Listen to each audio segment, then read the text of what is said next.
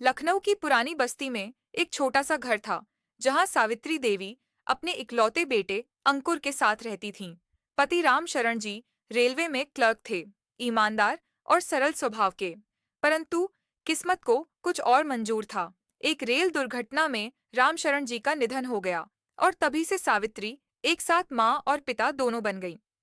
उनका जीवन संघर्ष से भरा था।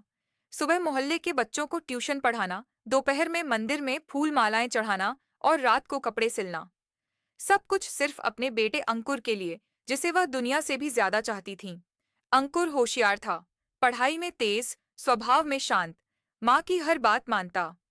शाम को लौटकर माँ की गोद में सिर रखकर कहता, अम्मा, एक दिन मैं तुम्हें इतना खुश रखूंगा कि तुम्हारे सारे दुहक भूल जाओगी। माँ मुस्कुरा देती और धीरे से उसका माथा चूम लेती। समय बीता, अंकुर इंजीनियर बना और गुड़गांव की एक मल्टीनेशनल कंपनी में नौकरी करने लगा। सावित्री की मेहनत रंग लाई थी। अंकुर की सैलरी पहली बार खाते में आई तो उसने सबसे पहले माँ के लिए एक सुंदर साड़ी मंगवाई और लिखा, मेरी अम्मा रानी के लिए। माँ की आंखों में आंसू थे। ये खुशी के आंसू थे। कुछ साल बाद अंकुर की शादी दिल्ली की लड़की नेहा से हुई। नेहा पढ़ी लिखी, तेज और आधुनिक सोच वाली लड़की थी।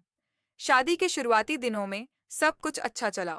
नेहा माँ को मम्मी जी कहकर पुकारती, उनके साथ बैठती, बातें करती। सावित्री को लगा जैसे बहू नहीं, एक बेटी मिल गई। लेकिन धीरे धीरे बदलाव आने लगा। नेहा अब सावित्री को पुराने ख्यालों वाली मानने लगी। वह माँ के पूजा पाठ पर ताना देती, मम्मी जी, अब इतनी घंटियां कौन बजाता है।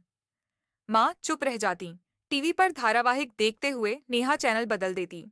कृपया थोड़ा ट्रेंडी कुछ देखिए, इतना बोरिंग नहीं। अंकुर अब ऑफिस से आता तो सीधे नेहा के साथ मॉल या वेब सीरीज में व्यस्त हो जाता। माँ दरवाजे पर खाना लिए खड़ी रह जाती। एक दिन उन्होंने कहा, तेरे लिए खीर बनाई है बेटा। नेहा तुरंत बोल पड़ी, अरे डाइट चल रही है, मीठा बंद है। अंकुर ने माँ की ओर देखा और कहा, अम्मा, तुम खा लेना, मैं बाद में खा लूंगा। माँ मुस्कुराईं, लेकिन उस रात खीर के साथ साथ अपनी आंखें भी चुपचाप पोंछ लीं। नेहा का व्यवहार अब बदलता जा रहा था। वो बार बार कहती, मम्मी जी को अपने कमरे में आराम करना चाहिए, उन्हें भी तो उम्र हो गई है। अंकुर भी अब हर बात पर नेहा का साथ देने लगा। माँ को लगा जैसे वो अब इस घर की मेहमान बन गई हैं। फिर एक दिन नेहा की सहेली घर आई। नेहा ने माँ से कहा, अगर आप थोड़ी देर अपने कमरे में रह लें तो अच्छा रहेगा, थोड़ा प्राइवेट टाइम है। माँ चुपचाप लौट गईं। उस दिन माँ ने खुद को इस घर से बाहर कर दिया। मन ही मन। एक दिन सावित्री बीमार पड़ गई। तेज बुखार, बदन दर्द। नेहा ने कहा, सरकारी अस्पताल ले चलते हैं, वहां सस्ता और बेड मिल जाएगा। माँ सुनकर सिहर उठी। अगले दिन सुबह उन्होंने चुपचाप अपना सामान बांधा, बेटे के सामने आई और कहा, मैं वृद्धाश्रम जा रही हूँ, अब मैं तुम्हारे घर की नहीं रही। अंकुर हक्का बक्का।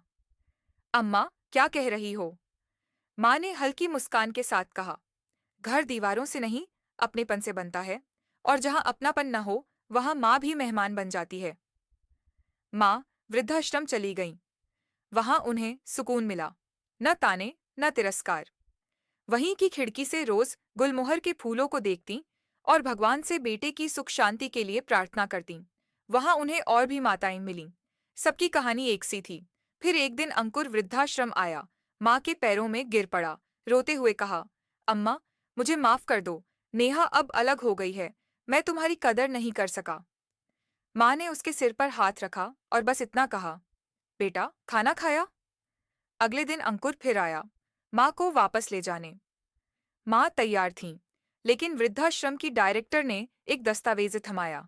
सावित्री देवी ने अपनी सारी जमा पूंजी, गहने और एक कोना वृद्धाश्रम को दान कर दिया था, ताकि कोई और माँ यहाँ आकर शांति से जी सके। अंकुर अवाक रह गया। माँ मुस्कुराई और धीरे से कहा, मैं तो चली जाऊंगी बेटा, पर अब कोई और माँ किसी बेटे की प्राइवेसी के कारण रोए नहीं,